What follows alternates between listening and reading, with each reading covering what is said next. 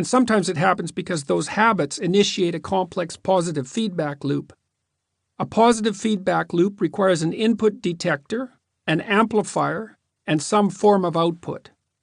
Imagine a signal picked up by the input detector, amplified, and then emitted in amplified form.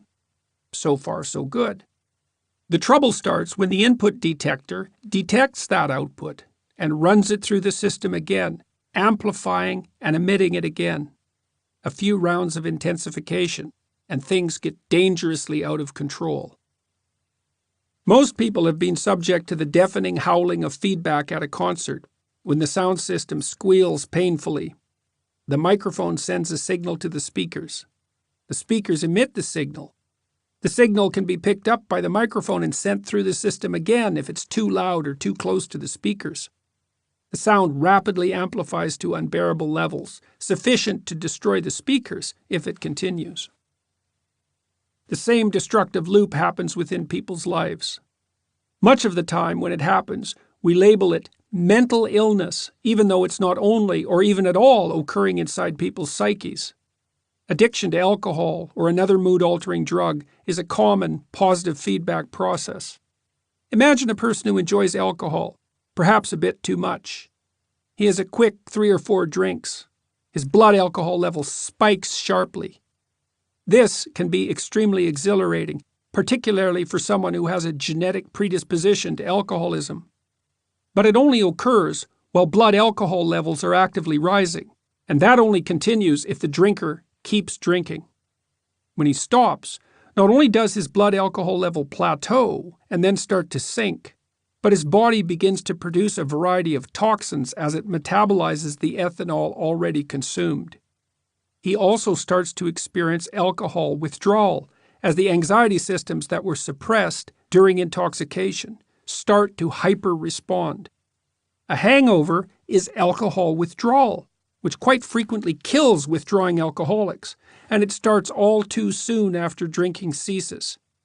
To continue the warm glow and stave off the unpleasant aftermath, the drinker may just continue to drink until all the liquor in his house is consumed, the bars are closed, and his money is spent. The next day the drinker wakes up, badly hungover. So far, this is just unfortunate.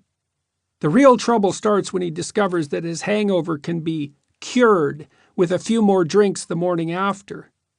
Such a cure is, of course, temporary. It merely pushes the withdrawal symptoms a bit further into the future, but that might be what is required in the short term if the misery is sufficiently acute. So now he has learned to drink to cure his hangover. When the medication causes the disease, a positive feedback loop has been established. Alcoholism can quickly emerge under such conditions. Something similar often happens to people who develop an anxiety disorder such as agoraphobia. People with agoraphobia can become so overwhelmed with fear that they will no longer leave their homes. Agoraphobia is the consequence of a positive feedback loop. The first event that precipitates the disorder is often a panic attack. The sufferer is typically a middle-aged woman who has been too dependent on other people. Perhaps she went immediately from over-reliance on her father to a relationship with an older and comparatively dominant boyfriend or husband, with little or no break for independent existence.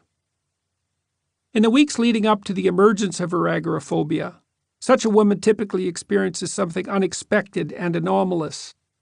It might be something physiological, such as heart palpitations, which are common in any case, and whose likelihood is increased during menopause, when the hormonal processes regulating a woman's psychological experience fluctuate unpredictably.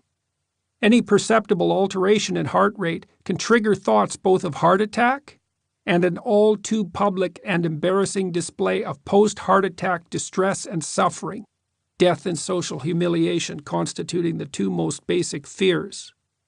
The unexpected occurrence might instead be conflict in the sufferer's marriage or the illness or death of a spouse. It might be a close friend's divorce or hospitalization. Some real event typically precipitates the initial increase in fear of mortality and social judgment. After the shock, perhaps, the pre-agoraphobic woman leaves her house and makes her way to the shopping mall. It's busy and difficult to park. This makes her even more stressed.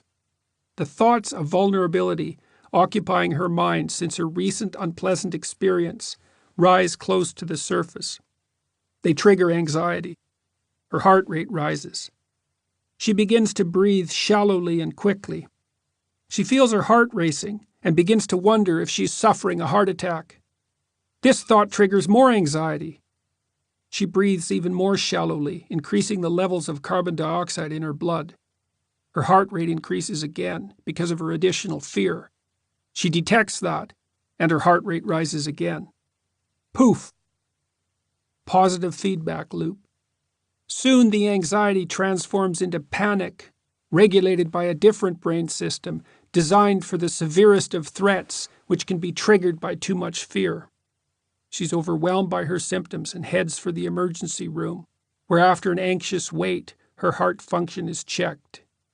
There's nothing wrong, but she is not reassured. It takes an additional feedback loop to transform even that unpleasant experience into full-blown agoraphobia. The next time she needs to go to the mall, the pre-agoraphobic becomes anxious, remembering what happened last time. But she goes anyway. On the way, she can feel her heart pounding. That triggers another cycle of anxiety and concern. To forestall panic, she avoids the stress of the mall and returns home. But now the anxiety systems in her brain note that she ran away from the mall and conclude that the journey there was truly dangerous. Our anxiety systems are very practical. They assume that anything you run away from is dangerous. The proof of that is, of course, the fact you ran away. So now the mall is tagged too dangerous to approach, or the budding agoraphobic has labeled herself too fragile to approach the mall. Perhaps that is not yet taking things far enough to cause her real trouble. There are other places to shop. But maybe the nearby supermarket is mall-like enough to trigger a similar response when she visits it instead and then retreats. Now the supermarket occupies the same category. Then it's the corner store. Then it's buses and taxis and subways. Soon, it's everywhere. The agoraphobic will even eventually become afraid of her house and would run away from that if she could. But she can't. Soon, she's stuck in her home. Anxiety-induced retreat makes everything retreated from more anxiety-inducing. Anxiety-induced retreat makes the self smaller and the ever more dangerous world larger.